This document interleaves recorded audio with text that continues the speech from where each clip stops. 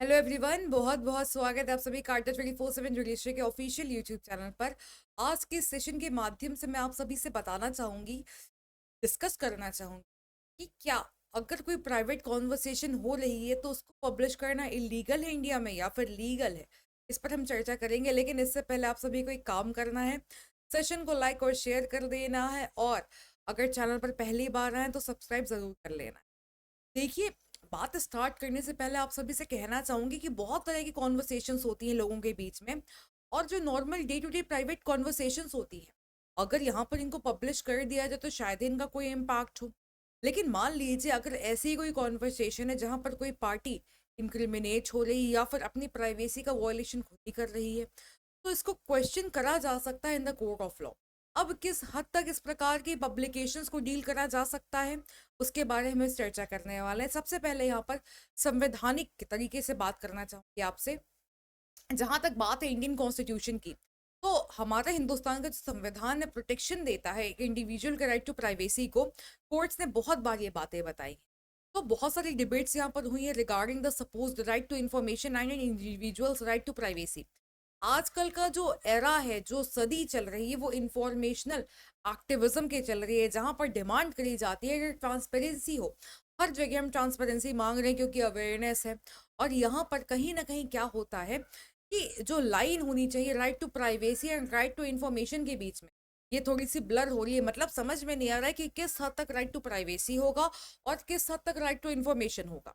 अब जहां तक बात है राइट टू इंफॉर्मेशन की, तो देखिए, राइट टू इंफॉर्मेशन और right to communicate the information via media, या फिर इसको पब्लिश करा जाए, तो ये गारंटी करा जाता है article 19 clause 1 of the constitution of India.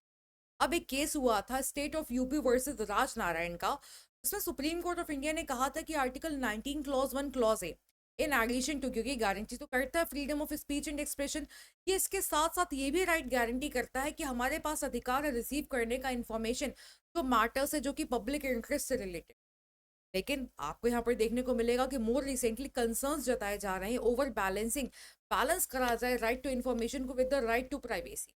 अब यहाँ पर कुछ ऐसी ही चीजें हैं। रतन टाटा जी ने भी यहाँ पर रिट पिटिशन फाइल करा था सुप्रीम कोर्ट के सामने, एलिज करते हुए कि इनकी प्राइवेट कॉन्वर्सेशंस को नीरा रादिया जी के साथ यहाँ पर अनऑथराइज तरीके से पब्लिश करा गया है। तो इनके राइट टू प्राइवेसी का वॉयलेशन हुआ है और उन्होंने इस पब्लिकेशन को चैलेंज भी करा था। तो ये सारी बातें हैं, यहाँ पर बहुत सारे ऐसे केसेस हो ही चुके हैं। तो राइट टू प्राइवेसी पर थोड़ी सी चर्चा करना चाहूंगी आपसे। पुत्ता स्वामी जी का केस था, सबको पता ही होगा इसके बारे में। तो सुप्रीम कोर्ट ऑफ इंडिया ने यहाँ पर एक 9 जज बेंच में कहा था कि राइट टू प्राइवेसी एक फंडामेंटल राइट है और आर्टिकल 21 में इसको प्रोटेक्शन मिलता है।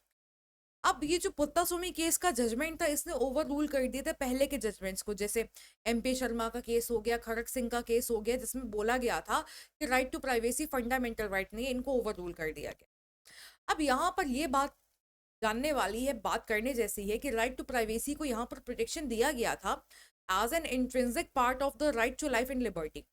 ये जो राइट्स है इनको इनसेपरेबल माना गया था from a dignified human existence.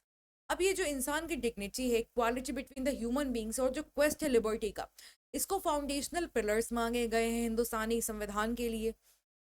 तो ये जो हिस्टोरिक ऐतिहासिक कुत्ता स्वामी का केस हुआ, इसमें ये कहा गया कि life and personal liberty creations नहीं है संविधान के, बल्कि सिर्फ अधिकार है जिनको संविधान ने रिकॉग्नाइज करा है, जो कि इनहेरेंट है हर एक इंडिविजुअल में, इंट्रिंसिक है और इनसेपरेबल है, जुदा नहीं कर सकते हैं। प्राइवेसी एक कॉन्स्टिट्यूशनली प्रोटेक्टेड राइट है जो कि इमर्ज करता है primarily from the guarantee of life and personal liberty, जो कि आर्टिकल 21 ऑफ द कॉन्स्टिट्यूशन में देखने को मिलते हैं। लेकिन जब इसी राइट टू प्राइवेसी की बात टेक्नोलॉजिकल सेंस में करी जाएगी, तो बात थोड़ी सी बदल जाती है। अब टेक्नोलॉजी में जो बदलाव आया है उससे बहुत सारे कंसर्न्स खड़े होते हैं, जो कि कुछ सालों पहले नहीं हुआ करते थे। यहाँ पर जो रैपिड ग्रोथ हो रहा है टेक्नोलॉजी का, ये यहाँ पर बहुत सारी चीज़ों को ऑब्सोलेट बना रहा है। बहुत सारे नोशन है जो ऑब्सोलेट हो चुके हैं। कॉन्स्टिट्यूशन का जो इंटरप्रिटेशन हो रहा है, ये रिजिलियंट होना चाहिए, फ्लेक्सिबल होना चाहिए, जिससे कि फ्यूचर जनरेशन इसको अडेप्ट कर सके, इसके कंटेंट को अडेप्ट कर सके, बेयरिंग इन माइंड कि बेसिक और एसेंशियल फीचर्स क्या है प्राइवेसी। अगर मैं यहाँ पर बात करूँ इंफॉर्मेशनल प्राइवेसी के बारे में, तो ये एक पहलू है राइट टू प्राइवेसी का। कुछ डेंजर्स है प्राइवेसी के in an age of information, sorry, जो कि ओरिजिनेट हो रहे हैं not only from the state but from non state actors as well. जो इन्फ्रिंजमेंट हो रहा है प्राइवेसी ये करा जा रहा है ना मेनी वेज, बहुत सारे तरीकों से हो रहा है, और technology has somewhat facilitated it and made it easy for people to diverge information at a click. अब ये जो मेथड्स हैं, जो मीन्स है कि प्राइवेट कॉन्वर्सेशंस को कैसे पब्लिश करा जा रहा है, यहाँ पर पर्सनल कॉन्वर्सेशन को रिकॉर्ड कर लिया जाता है, पब्लिश कर दिया जाता है, या तो उस पार्टी के द्वारा जो कि उस कॉन्वर्सेशन का पार्ट है, या फिर कोई तीसरी पार्टी हो सकती है जो इंटरसेप्शन कर रही हो, या फिर पब्लिश कर सकती है मैसेज को, ईमेल को बिटवीन टू पर्सन्स। यहाँ पर स्टिंग ऑपरेशन भी हो सकता है मीडिया के द्वारा। अब यहाँ पर ये जो पब्लिकेशंस हैं इनकी रेलेवेंसी क्या है as per the Indian evidence act, ये भी देखना पड़ेगा। तो अगर यहाँ पर कोई रिकॉर्ड कर रहा है अपनी खुद की कॉन्वर्सेशन को किसी और के साथ, तो ये क्रिमिनलाइज्ड तो नहीं है इंडियन टेलीग्राफ एक्ट 1885 के हिसाब से सेक्शन 25 में, लेकिन ये क्रिमिनलाइज करता है एक्ट ऑफ इंटरसेप्शन को, जो कि किसी थर्ड पार्टी के द्वारा किया जा रहा है। सेक्शन 25 यहाँ पर बहुत ज़्यादा इस्तेमाल करा जाता है प्रोसिक्यूशन ऑफ थेफ्ट के लिए, illegal utilisation of telephonic lines के लिए, डेटा सर्किट्स के लिए, एक्सेट्रा। ऐसे बहुत सारे केसेस हो चुके हैं ऑलरेडी। यहाँ पर जुडिशरी ने अभी तक यहाँ पर ये स्टांस अपना मेंटेन करा है कि अगर कोई थर्ड पार्टी है जो किसी टेलीफोनिक कॉन्वर्सेशन को दो पार्टीज के बीच में इंटरसेप्ट कर रही है, तो ये वॉयलेशन होगा राइट टू प्राइवेसी का, उन पार्टीज का जो भी फोन पर बात कर रहे हैं, एंड देयरफॉर एडमिसिबल नहीं होगा एविडेंस में। अब यहाँ पर अगर हम आगे चलें तो सेक्शन 66 है, जिसको अगर सेक्शन 43 के साथ पढ़ते हैं वो एप्लीकेबल हो जाता है अगर कोई व्यक्ति without permission of the owner of a telephonic device उसकी डिवाइस का एक्सेस गेन कर लेता है, या फिर उसकी डिवाइस से डेटा डाउनलोड कर लेता है। मतलब यहाँ पर अगर मान लीजिए सिर्फ और सिर्फ रिकॉर्डिंग करी जा रही टेलीफोन कॉन्वर्सेशन की किसी के साथ, रिकॉर्डिंग इक्विपमेंट से, सॉफ्टवेयर से, at the recorders end of things, तो ये क्वालिफाई नहीं करेगा इस टेस्ट के लिए, और इस सेक्शन में इसको कल्पेबल नहीं माना जाएगा। मतलब जो टेलीग्राफ एक्ट है as well as the IT act, ये यहाँ पर किसी तरह से क्रिमिनलाइज नहीं कर पा रहे हैं act of recording of telephone conversation को किसी पार्टी के द्वारा।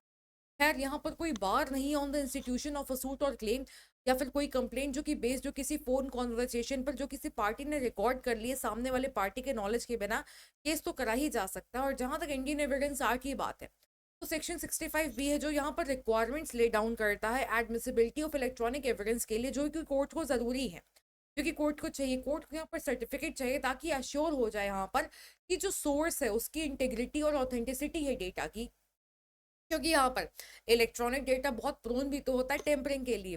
तो सुप्रीम कोर्ट ऑफ इंडिया ने इस कॉन्टेक्स्ट में ये बोला है कि अगर कोई डॉक्यूमेंट है, कोई टेप रिकॉर्डिंग है जिसको इलीगली ऑब्टेन करा गया है, तो ये फिर भी एडमिसिबल होती है एज एविडेंस, जो कि प्रोवाइड करा जाता है, क्योंकि अगर ये पूरा क्राइटेरिया फुलफिल कर रही है, जेन्युइन है, रेलेवेंट है, तो ये यहाँ पर एडमिसिबल हो जाती है। लेकिन कंक्लूजन में आप सभी से कहना चाहूंगी, भले ही यहाँ पर कोई ऐसा कानून नहीं है with regard to criminalisation of the publication of such private conversation, लेकिन ये कहीं ना कहीं इन्फ्रिंजमेंट तो है ही राइट टू प्राइवेसी पर। लेकिन कब होगा, कैसे होगा, डिपेंड करेगा fact and circumstances of a case पर, और हो सकता है बहुत ही जल्दी आपको इस पर कानून भी देखने को मिले, because cases are on the rise. तो अगर आपको ऐसा लगता है कि आपके साथ ऐसा कोई क्राइम होने की संभावना है, तो सतर्क रहें, सावधान रहें, और हमारे चैनल को फॉलो कर लें, क्योंकि इस तरह की सारी बातें हमारा चैनल आपको बताता रहेगा। Thank you.